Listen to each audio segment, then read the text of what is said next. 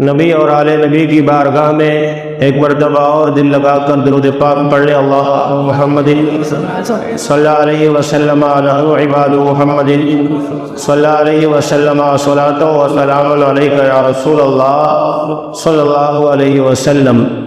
نگاہ ولی میں وہ تاثیر دیکھی، نگاہ ولی میں وہ تاثیر دیکھی، بدلتی ہزاروں کی تقدیر دیکھی۔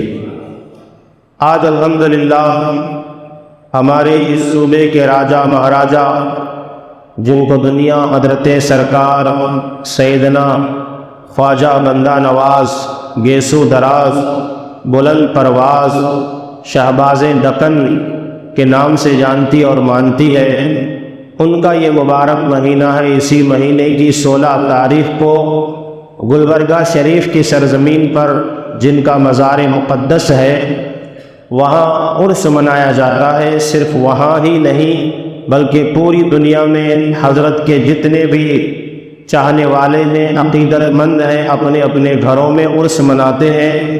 اور ہمارے اس دکن کے علاقے میں اس مہینے کو ہی خواجہ بندہ نواز کا مہینہ کہتے ہیں۔ کہتے ہیں کہ نہیں کہتے ہیں؟ بالکل کہتے ہیں۔ اور یہ خواجہ بندہ نواز گیسو دراز ہیں کون؟ ان کا سلسلہ کہاں سے چلتا ہے؟ ان کے آبا و اجداد کون ہیں؟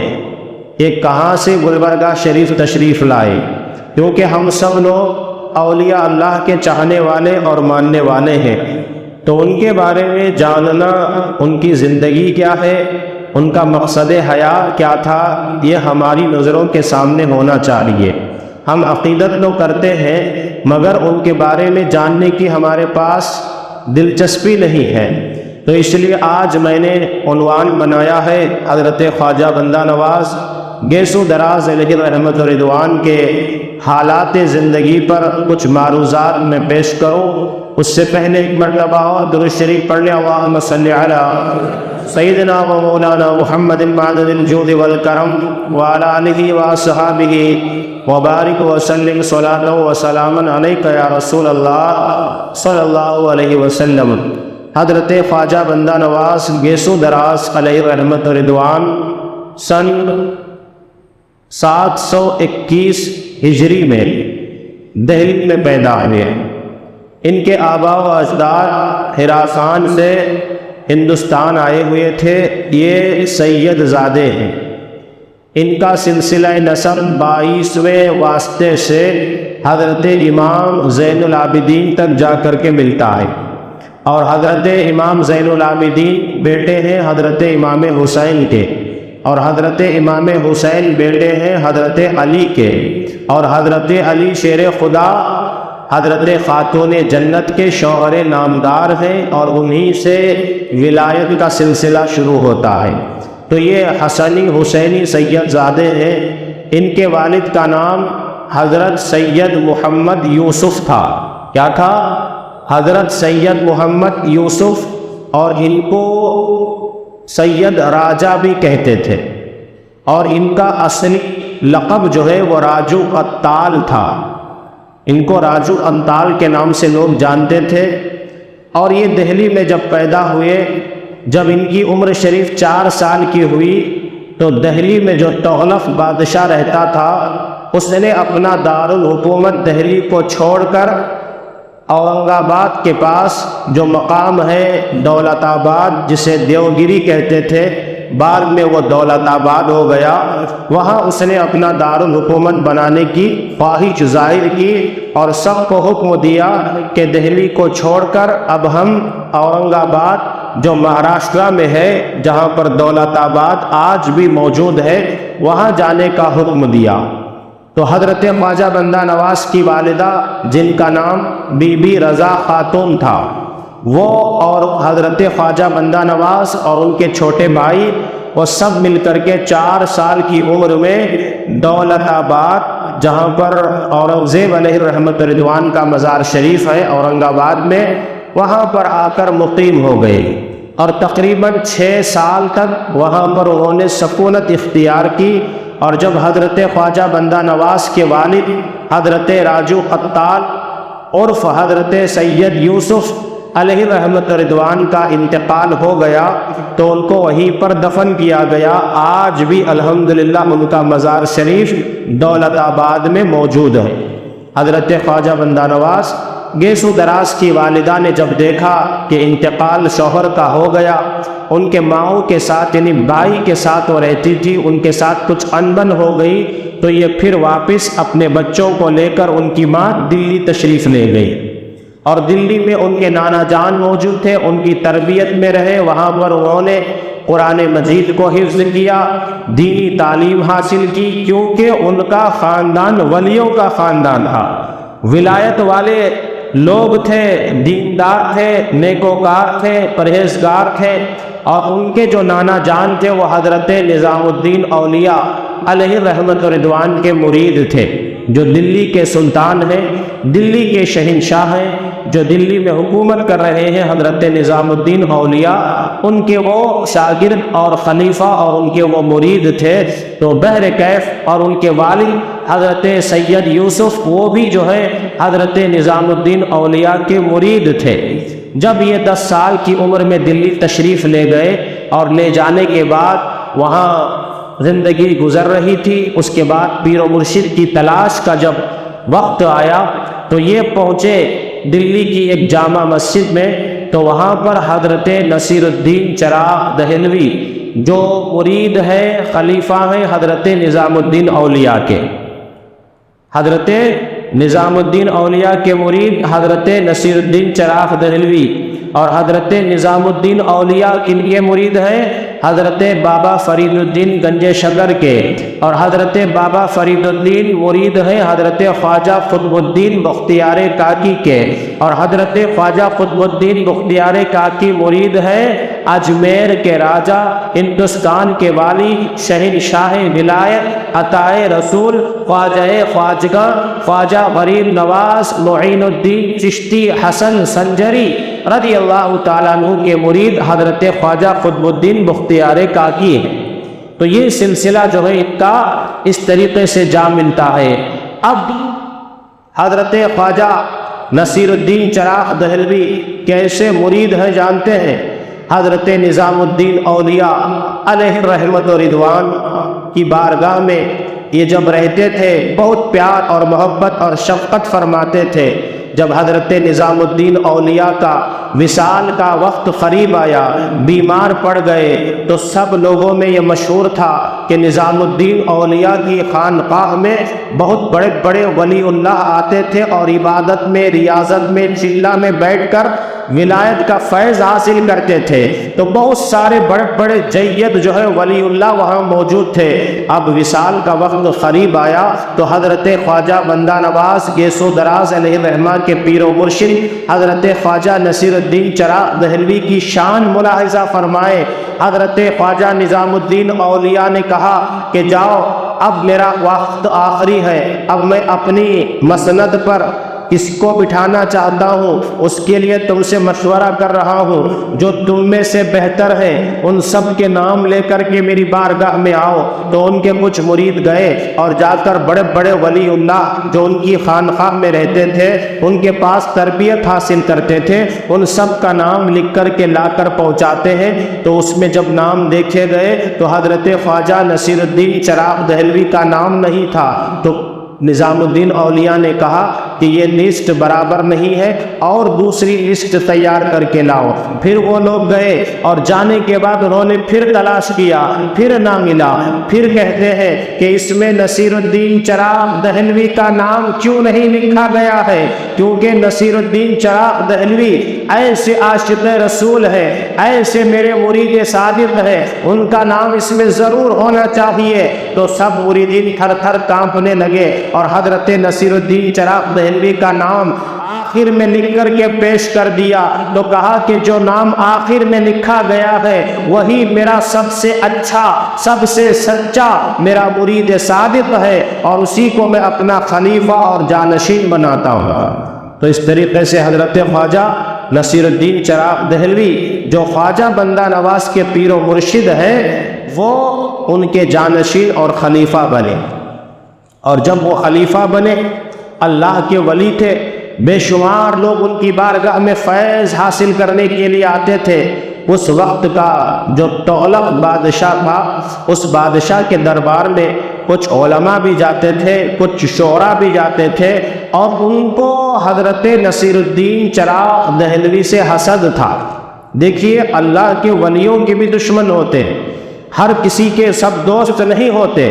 اللہ کے ولی حضرت نصیر الدین چراغ دہلوی جو خواجہ بندہ نواز کے پیر و مرشد ہیں، ان سے حسد ہو گیا، اور انہوں نے کہا کہ بادشاہ سلامت، وہ جو نصیر الدین چراغ دہلوی اپنی خانقاہ میں بیٹھ کر حکومت کر رہے ہیں، لوگوں کو تیرے خلاف بھڑکاتے ہیں، تیری بات ماننے کے لیے کوئی تیار نہیں ہوتا، تجھے بادشاہ تسلیم نہیں کرتے، اس لیے ان کو بلا کر کے ان کو سزا دے دینا، ان کو اپنے دربار میں بلانا، کیونکہ اللہ کے ولی جو ہے وہ کبھی کسی بادشاہ کے دربار میں نہیں جاتے تھے، بلکہ بادشاہ ان کی چوکھٹ پر آتے تھے۔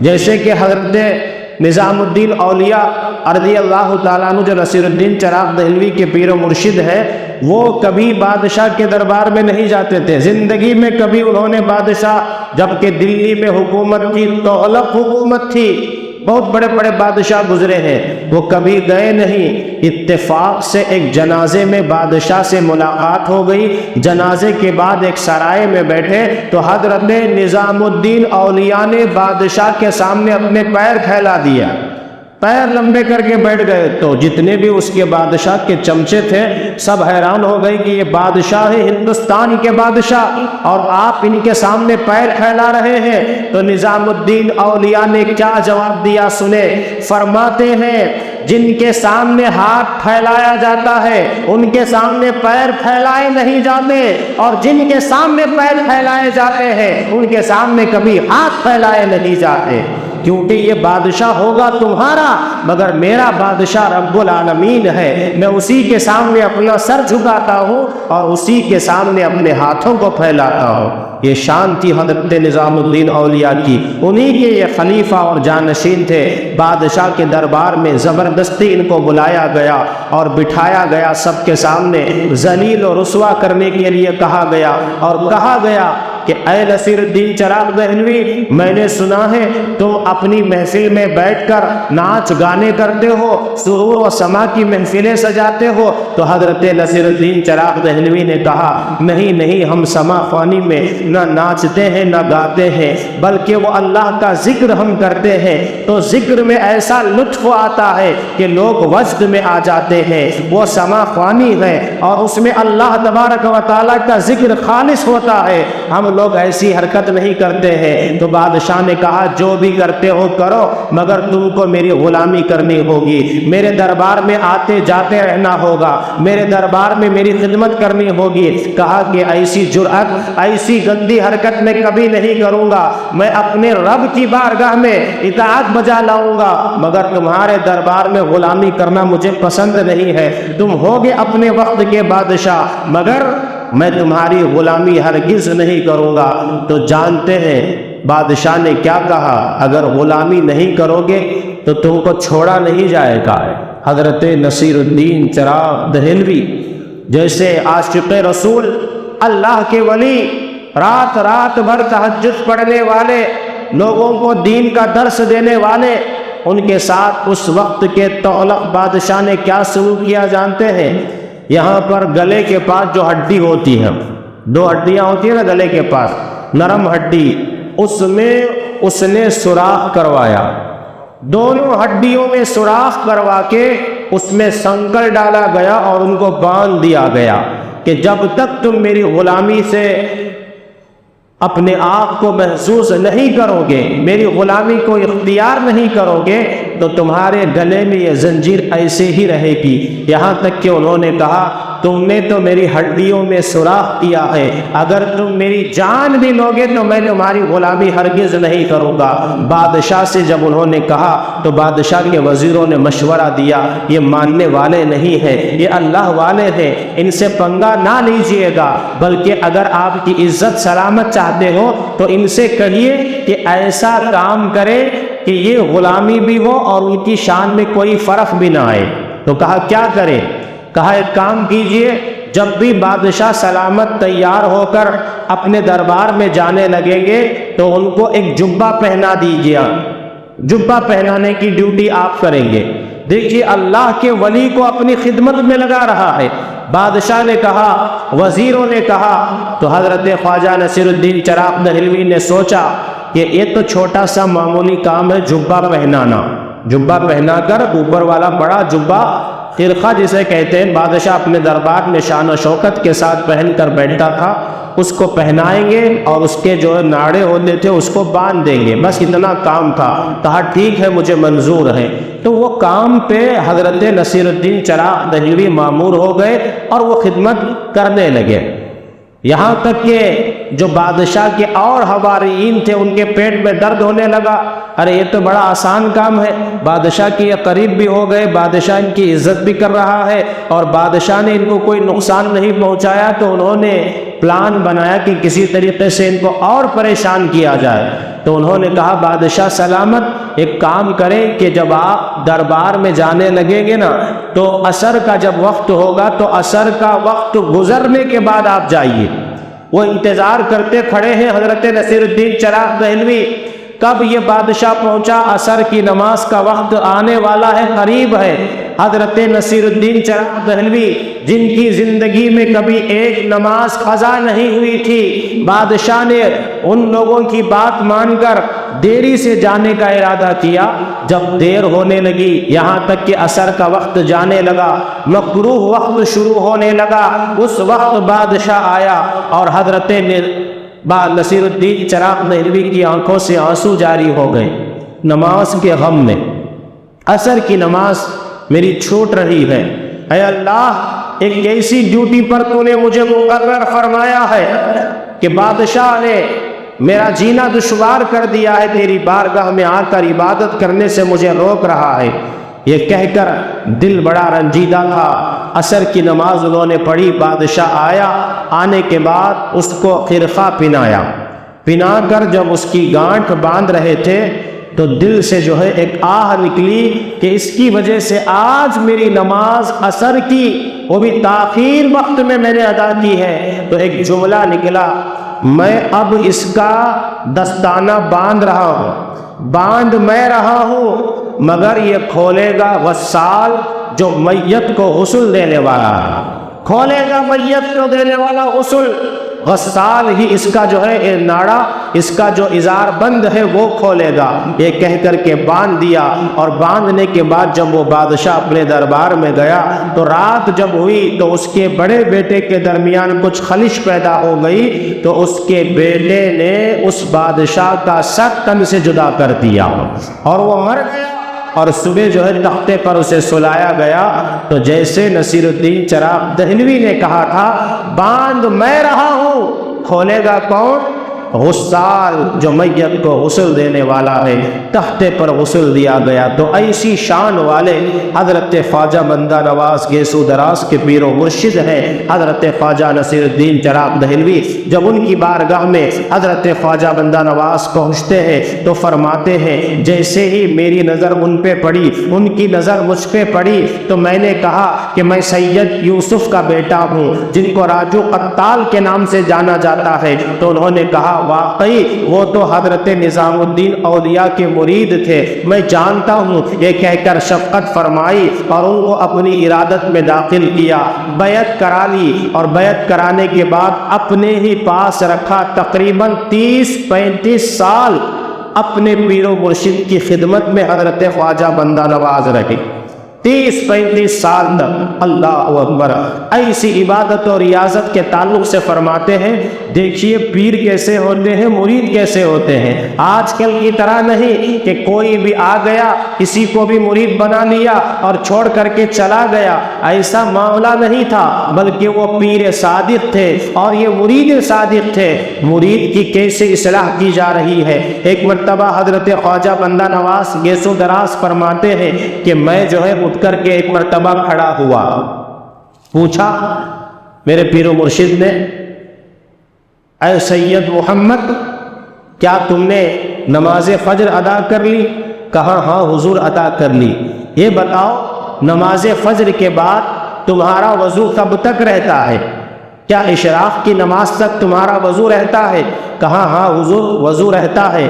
تو فرماتے ہیں فجر کی نماز پڑھنے کے بعد اشراق کی نماز بھی پڑھ لیا کرو، وہیں بیٹھ کر وظیفے کیا کرو، وہیں بیٹھ کر سورہ یاسین کی تلاوت کیا کرو، اور جب سورج نکل جائے تب 2 رکعت نماز اشراق ادا کر لینا۔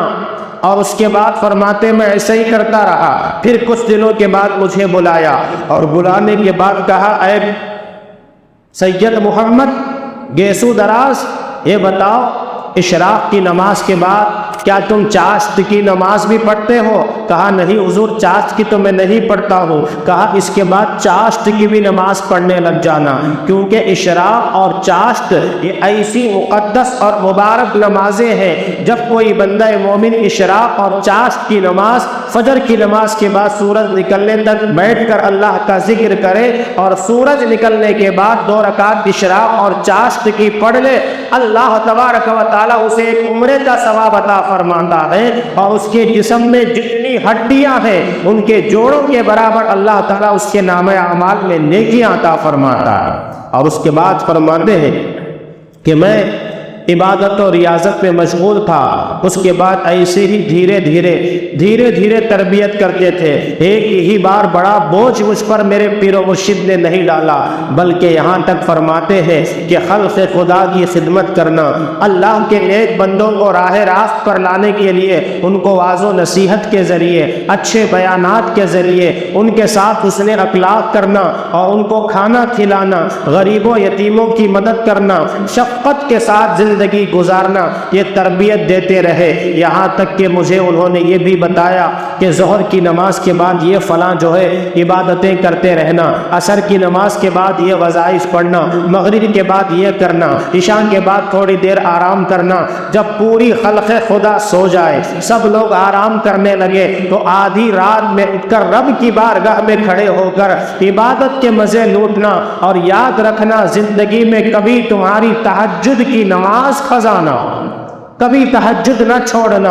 اور تہجد کی نماز ایسی عظیم برکت والی نماز ہے کہ جو بندہ مومن تہجد ادا کرتا ہے، بندے اللہ سے مانگتے ہیں، مگر تہجد میں جو اٹھ کر کے عبادت کرتے ہیں، سر سجدے میں رکھتے ہیں، اس وقت اللہ کی رحمت اپنے بندوں کو پکارتی ہے، بول میرے بندے تجھے کیا چاہیے، بول میرے بندے تجھے کیا چاہیے۔ تو تہجد پڑھنا آسان کب ہوگا؟ جب ہم رات میں جلدی سو جائیں گے، تو انشاءاللہ تعالیٰ 4 ساڑھے 4 بجے آنکھ کھل جائے گی، تو وضو کر کے 2 رکعت نماز پڑھے، کم سے کم 2 رکعت نفل نماز ہے، تہجد فرض یا واجب نہیں، صرف 2 رکعت نفل نماز ہے۔ جب اس کو پڑھیں گے، اور زیادہ سے زیادہ 8 رکعت ہے، تو اس کو پڑھیں گے تو انشاءاللہ تبارک و تعالی اس کے چہرے پر اللہ نور عطا فرمائے گا، اس کی روزی میں برکت ہوگی، اور اس کا چاند، اس کا چہرہ قیامت کے دن 14ویں چاند کی طرح چمکتا ہوگا۔ اور یہاں تک کہ حضرت خواجہ بندہ نواز گیسو دراز علیہ رحمت و رضوان عبادت میں، ریاضت میں مشغول تھے، اور ایک واقعہ علماء کرام بھی یوں بیان فرماتے ہیں کہ ایک مرتبہ حضرت خواجہ بندہ نواز گیسو دراز اپنے پیر و مرشد کی بارگاہ میں حاضر تھے، عبادت میں، ریاضت میں، تقوی و طہارت میں مشغول تھے، کہ یہاں تک کہ کچھ دنوں کے بعد دل میں خیال آیا کہ حضرت نصیر الدین چراغ دہلوی کی بارگاہ میں رہ کر خدمتیں کر رہا ہوں، مگر کوئی بھی فیض مجھے نہیں مل رہا، کوئی بھی فیض کا ایک سر چشمہ مجھے نظر نہیں آ رہا ہے۔ یہی سوچتے سوچتے بس صرف پانی بھر کر کے لانا، پیر و مرشد کی خدمت کرنا، مٹی کے گھڑے کو لے کر کے جاتے ہیں، اور جا کر کے کنویں کے پاس کھڑے ہو کر پانی بھرنے کی جب کوشش کرتے ہیں، دل میں خیال آتا ہے کہ اب میں حضرت کا دربار چھوڑ کر کے چلا جاؤں گا، کہیں اور جا کر کے میں زندگی گزاروں گا۔ تو اس مٹی کے گھڑے سے آواز آتی ہے، مٹی کا جو گھڑا ہوتا ہے اس گھڑے سے آواز آتی ہے، اے سید محمد تم اتنا جلدی کامل نہیں بن سکتے، اپنی پیر و مرشد کی بارگاہ میں رہو، اور اپنے آپ کو مصیبتوں میں، پریشانیوں میں، تکلیفوں میں جکڑو گے، جب تم محنت کرو گے، جب اپنے آپ کو کھپاؤ گے، تب تم جا کر کے کچھ بنو گے، کچھ حاصل کرنے والے۔ مجھ کو دیکھو، میں مٹی کا گھڑا ایسے ہی نہیں بنا۔ مٹی کے گھڑے سے آواز آئی کہ میں پہلے ایک کھیت ہوا کرتا تھا، کھیت میں مٹی کا ایک حصہ تھا۔ کمہار نے آ کر مجھ پر پھاوڑا چلایا اور مجھے اپنے کھیت سے الگ کیا۔ میں جدا ہو گیا اپنے گھر سے، اپنے کنبے سے، اپنی اصلی جگہ سے مجھے کمہار نے الگ کیا، اور پھر مجھے لے جا کر میرے اوپر پانی بہایا، اور پانی بہا کر اپنے پیروں سے مجھے روندا، اتنا روندا، اتنا روندا، اتنا روندا کہ میں چکنی مٹی بن گیا۔ اور بننے کے بعد پھر اس نے اپنے ہاتھوں سے کلا کر مجھے اپنی جیسے وہ چاہتا تھا ویسی مجھے شکل میں بنایا۔ مٹکا اس نے مجھے بنایا، اور مٹکا بنانے کے بعد مجھے کئی دنوں تک دھوپ میں رکھا سکھانے کے لیے، اور اس کے بعد مجھے تپتی ہوئی آگ میں لے جا کر کے جھونک دیا۔ میں آگ میں گیا، اور آگ میں کئی دن جلنے کے بعد جب بھٹی سے مجھے باہر نکالا گیا، تب میں اس قابل بنا کہ میں اس پانی کو اپنے اندر سما سکوں۔ ورنہ مٹی پہ پانی ڈالیں گے تو مٹی پانی بہا دے گی، مٹی میں پانی نہیں رہے گا۔ پانی اس میں جمنے کے لیے اس کے لیے ان تمام چیزوں سے گزرنا پڑا۔ تو اس مٹی کے گھڑے نے کہا اللہ اکبر۔ جب یہ گھڑے سے آواز آئی، حضرت خواجہ بندہ نواز نے کہا واقعی تو نے سچ کہا، اگر کوئی مقام چاہتے ہو، اگر کوئی مرتبہ چاہتے ہو، اگر عزت و بلندی چاہتے ہو، اس کے لیے محنت کرنی پڑے گی، اس کے لیے رات میں جاگنا پڑے گا، اس کے لیے گناہوں سے بچنا پڑے گا، اس لیے اپنی شہوت کو مارنا پڑے گا، اس لیے اپنے نفسانی خواہشات کو ترک کرنا ہوگا۔ یہ سوچ کر حضرت خواجہ بندہ نواز پھر اپنے پیر و مرشد کی بارگاہ میں جاتے ہیں، اور لے جا کر کے پانی کو ڈالتے ہیں۔ تو حضرت خواجہ نصیر الدین چراغ دہلوی علیہ رحمت و رضوان غسل خانے میں جاتے ہیں، تو غسل کرنا شروع کر دیتے ہیں۔ دل میں خیال آتا ہے کہ حضرت خواجہ نصیر الدین چراغ دہلوی غسل فرما رہے ہیں، میں جا کر کے کم سے کم ان کے غسل سے نکلا ہوا پانی اپنے سر پہ بہا لوں تاکہ کچھ فیض مجھے مل جائے۔ اللہ اکبر! پیر و مرشد کی محبت دیکھیے۔ غسل خانے سے جو پانی باہر نکلتا ہے، جسے ہم چھر کہتے ہیں یا پائپ ہوتا ہے، اس جگہ پر جا کر حضرت خواجہ بندہ نواز اپنا سر رکھ دیتے ہیں تاکہ پانی، وہ غسل کا پانی آئے اور مجھ پر پڑے تو میرے اندر کچھ فیض آ جائے۔ اللہ اکبر! یہ ان کی عاجزی اور انکساری تھی، مگر حضرت خواجہ بندہ نواز کو اللہ نے وہ مقام و مرتبہ کیسے دیا؟ اپنے پیر و مرشد کی تعظیم کرنے کی وجہ سے۔ اپنے پیر و مرشد جب غسل کر رہے تھے تو وہ پانی آ رہا تھا اور سر پہ پڑ رہا تھا، یہاں تک کہ سر لگا دیتے ہیں تو اندر کیا ہوتا ہے، غسل کر رہے ہیں، پانی باہر نہیں جا رہا ہے۔ جیسے کہ کبھی کبھی ہو جاتا ہے کچرا وغیرہ پائپ میں سپڑ جانے کی وجہ سے ہم کیا کرتے ہیں، لکڑی لے کر اس کو ایسے کرتے ہیں تو پانی باہر نکل جاتا ہے۔ تو وہاں پر کوئی لکڑی موجود نہیں تھی، ایک لوہے کی سلاخ تھی۔ باہر حضرت خواجہ بندہ نواز اپنا سر لگائے ہوئے ہیں۔ پیر و مرشد حضرت نصیر الدین چراغ دہلوی نے دیکھا اور وہ سلاخ سے جو ہے اس کو سوراخ کو کھولنا چاہا، مگر بندہ نواز نے سر نہیں ہٹایا۔ تو حضرت نصیر الدین چراغ دہلوی نے زور لگایا اور لگا کر کے ایک گھوسا مارا تو سیدھا حضرت بندہ نواز کے سر کے اندر وہ سلاخ گھس جاتی۔ اللہ اکبر! اب کیا تھا، خون نکلنے لگا۔ اب اندر جو پانی تھا وہ پورا لال لال ہو گیا۔ حضرت نصیر الدین چراغ دہلوی گھبرا جاتے ہیں، فوراً غسل کر کے باہر آ کر دیکھتے ہیں کہ حضرت بندہ نواز اپنا سر وہاں پر رکھے ہوئے ہیں اور سر میں سلاخ گھسی ہوئی ہے۔ پیر و مرشد نے جب دیکھا، پوچھا یہ کیا کر رہے ہو؟ کہا حضور آپ کے غسل کا جو پانی تھا کم سے کم وہ میرے سر پر پڑ جائے، اس لیے میں نے یہ معاملہ فرمایا ہے۔ اللہ اکبر! اب اس کے بعد حضرت خواجہ نصیر الدین چراغ دہلوی حضرت بندہ نواز کو اٹھاتے ہیں، سر سے اس طلاق کو نکالتے ہیں، سر پر شفقت کا ہاتھ پھیرتے ہیں اور زخم جو ہے ان کا سوکھ جاتا ہے، اور سینے سے لگانے کے بعد فرماتے ہیں جو مجھے میرے پیر و مرشد نے عطا فرمایا ہے، جا اے سید محمد میں نے وہ تجھے سب کچھ عطا فرما دیا۔ یہ شفقت ہے حضرت خواجہ بندہ نواز گیسو دراز پر اپنے پیر و مرشد کی۔ اور آگے سنیں حضرت خواجہ بندہ نواز گیسو دراز علیہ رحمت رضوان کا جو مقام و مرتبہ ہے، ہم اور آپ کیا بیان کر سکتے ہیں؟ ہم تو صرف جاتے ہیں، زیارت کرتے ہیں، واپس چلے آتے ہیں۔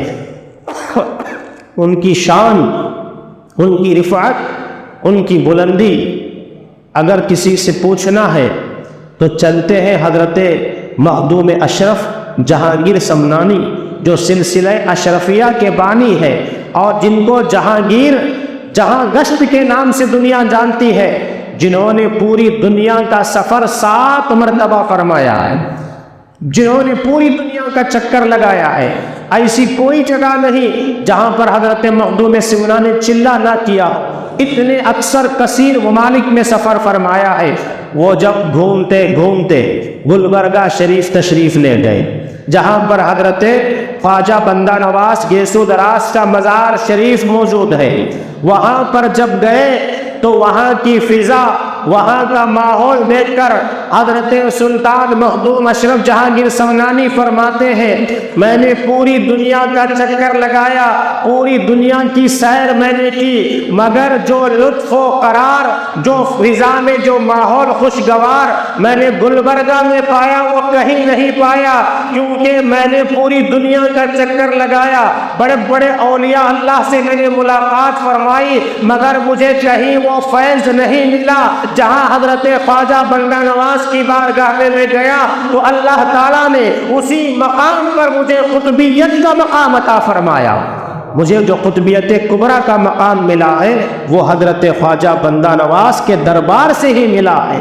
اور آج بھی اگر کوئی بندہ مومن گلبرگہ شریف کی دھرتی پر جا کر ان کی بارگاہ میں ادب کے ساتھ، کیونکہ وہ ہمارے اس پورے علاقے کے راجہ مہاراجہ ہیں اور قطب الاولیاء ہیں اور قطب دکن ہے، اللہ اکبر، اللہ نے ان کو وہ مقام و مرتبہ عطا فرمایا ہے۔ وہاں جاؤ تو ادب کے ساتھ حاضری دو اور کھڑے ہو کر، دور کھڑے ہو کر مزار سے آداب بجا لاتے ہوئے اگر کوئی ہم لوگ زیارت کا طریقہ سیکھنا چاہتے ہیں تو اعلیٰ حضرت فرماتے ہیں جب بھی تم کسی مزار پر جاؤ تو کم سے کم 4 ہاتھ کے فاصلے پر کھڑے ہونا، اور مزار کے سامنے کیسے کھڑے ہو؟ قبلے کی طرف پیٹھ ہو اور مزار کی طرف چہرہ ہو، کیونکہ جب بھی ہم میت کو دفن کرتے ہیں تو قبلے کی طرف منہ کر کے دفن کرتے ہیں۔ پینتی کی جانب سے حاضر ہو اور ان کے مواجہ کے سامنے کھڑے ہو کر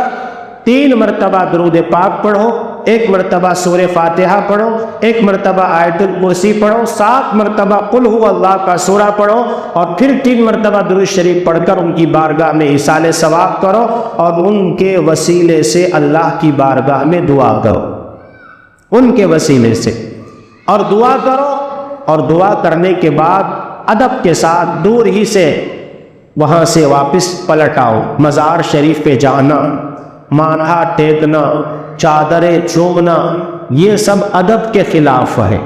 مزار شریف پر جب حاضری دو تو اس طریقے سے جاؤ کہ اللہ کے ولی زندہ ہے، وہ ہمیں دیکھ رہے ہیں، بس جتنا ادب کرو گے وہاں سے اتنا فیض ملے گا۔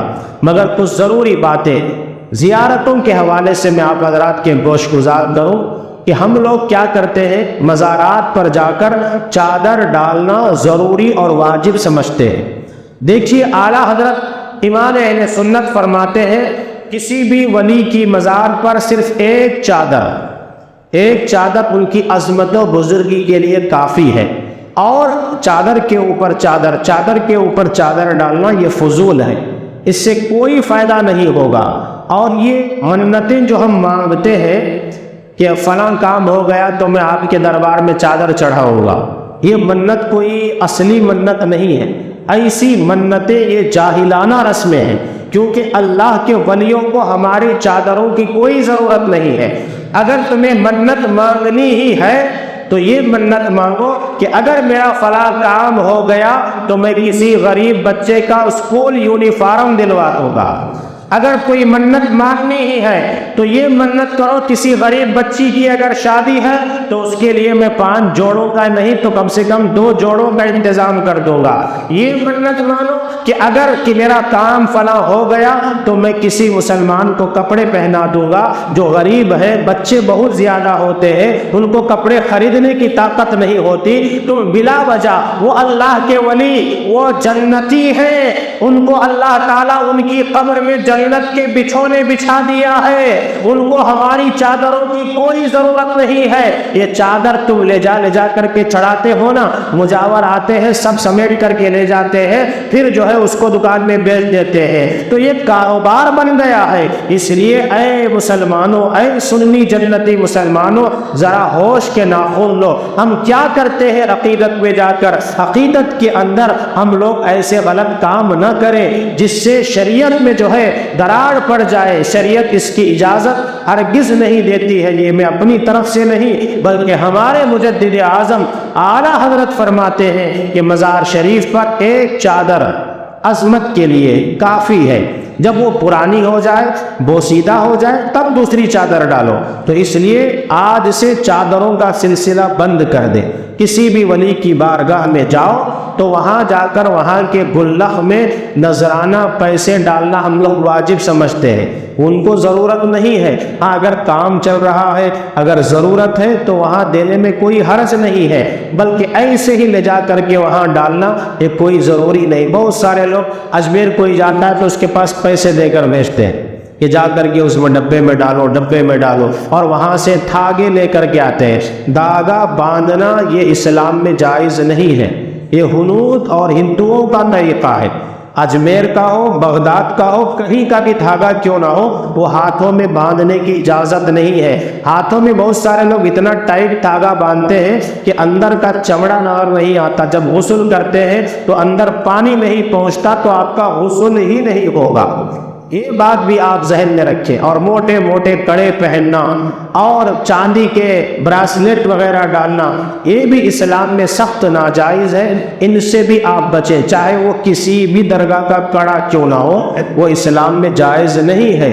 اس لیے ان باتوں کو یاد رکھیں اور ان کاموں کو کریں۔ اور دوسری بات، منت اگر مانگنی ہی ہے تو یہ دل میں نیت کرنے کہ اللہ میرا فلاں کام ہو جائے تو میں روزے رکھوں گا، 2 روزے رکھوں گا، 3 روزے رکھوں گا، 10 روزے رکھوں گا، یہاں تک کہ حضرت خواجہ بندہ نواز کے پیر و مرشد بلا کر کے پوچھتے ہیں، بیٹا سید محمد تم کتنے روزے رکھتے ہو؟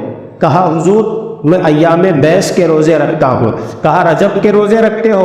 کہا ہاں حضور رجب کے 9 روزے رکھتا ہوں۔ شعبان کے رکھتے ہو؟ کہا ہاں حضور شعبان کے 3 روزے رکھتا ہوں۔ کہا نہیں بیٹا، رجب کے زیادہ سے زیادہ روزے رکھو، اور شعبان کے مہینے میں کثرت سے نہیں تو بلکہ 21 روزے ضرور رکھنا، کیونکہ ان روزوں میں بڑی برکت ہے، بڑے فائدے ہیں۔ تو پیر و مرشد نے حضرت خواجہ بندہ نواز کو پوری زندگی بھر شریعت پر چلنے کی تاکید فرمائی۔ شریعت چھوڑ کر کے اولیاء اللہ نہیں ہے، شریعت کے نیچے جہنم ہے، جو کچھ بھی ہے وہ شریعت کے اوپر ہے۔ آج کل لوگ بھول کرتے ہیں کہ ہم شریعت والے نہیں ہیں، ہم طریقت والے ہیں، ہم معرفت والے ہیں، ہم فلاں والے ہیں، ہم دل کی نماز پڑھنے والے ہیں، ہم یہاں نماز نہیں پڑھتے۔ عالموں کا معاملہ الگ ہے، پیر فقیروں کا معاملہ الگ ہے۔ یہ شیطان کے چیلے ہیں جو ایسی باتیں کرتے ہیں۔ یاد رکھیں شریعت ہی ہر چیز کا دار و مدار ہے۔ شریعت جو سنتوں کا عامل ہو، جو فرائض و واجبات پر عمل کرنے والا ہو، نمازوں کو ان کے وقتوں پر جماعت کے ساتھ ادا کرنے والا ہو، یہ شریعت ہے۔ ہم لوگ چھوٹی موٹی کرامتیں دیکھ کر ان کو ولی سمجھ لیتے ہیں، بڑا پیر مان لیتے ہیں، یہ ہرگز اسلام ہمیں نہیں سکھاتا۔ شریعت کے بعد طریقت ہے، طریقت کے بعد معرفت ہے، معرفت کے بعد حقیقت کھلتی ہے، اور یہ اللہ کے ولیوں کو اللہ تعالیٰ اپنے فضل سے، اپنے کرم سے عطا فرماتا ہے۔ حضرت خواجہ بندہ نواز نے اپنی پوری زندگی شریعت کے مطابق گزاری۔ اور ایسی گزاری سلسلے چشتیہ میں ان کے جیسا عالم دین نہیں ملے گا۔ سب نے خدمتیں کی ہیں مگر انہوں نے کئی سو کتابیں لکھی ہیں، عربی میں، فارسی میں، علم دین کے موضوع پر، اور تفسیر قرآن بھی انہوں نے 5-6 پاروں کی تفسیر بھی فرمائی ہے، حدیثوں کی کتابیں بھی انہوں نے لکھی ہیں، فقہ پر مشتمل کتابیں حضرت خواجہ بندہ نواز گیس و دراز علیہ رحمت و رضوان نے لکھی ہے۔ اللہ تبارک و تعالی ہم سب کو ان کے فیوز و برکات سے مالا مال فرمائے، اور یاد رکھیں آج کے بعد آپ حضرات چادروں والی منت نہیں مانیں گے، مانیں گے؟ نہیں مانیں گے۔ اگر جانا ہے بزرگان دین کی مزار پر کچھ پھول لے کر کے جائیں، چند پھول لے کر کے جائیں، بس عقیدت میں ان پھولوں کو رکھیں اور واپس آ جائیں، اور چادریں ہرگز وہاں پر لے جا کر ایک کے اوپر ایک کے اوپر ڈالنے کی کوئی ضرورت نہیں ہے۔ مثال کے طور پر ہم نے ایک لباس پہنا ہے، یہ اچھا ہے، ہمارے لیے ضروری ہے، اب اس کے اوپر اور ایک جبہ میں پہنو، اس کے اوپر اور ایک جبہ پہنو، 10-12 جبے پہن کر کے ہم جائیں گے تو لوگ پاگل ہی کہیں گے نا۔ تو اس لیے اگر آپ کو چمن شاہ ولی سے محبت ہے، عقیدت ہے، تو ان کے نام پر کسی غریب کو ایک جوڑی کپڑے دلوا دیجیے تو کتنی خوشی ہوگی۔ اس کو ضرورت ہے، وہ بھی دعائیں دے گا، چمن شاہ ولی بھی آپ کو دعائیں دیں گے، کڑک شاہ ولی بھی آپ کو دعائیں دیں گے۔ یہ کام آپ حضرات کریں، اور یاد رکھیں میرے نبی فرماتے ہیں جس نے کسی مسلمان کو کپڑا پہنایا، ایک جوڑا پہنایا، جب تک وہ جوڑا اس کے بدن پر رہے گا اللہ کے فرشتے اس کے لیے مغفرت کی دعا فرمائیں گے، اور کل قیامت کے دن اللہ تبارک و تعالی اس کو جنتی حلہ پہنائے گا۔ اس لیے ان کاموں کو کریں، ایسے کاموں میں فضیلت ہے اور ثواب ہے۔ اللہ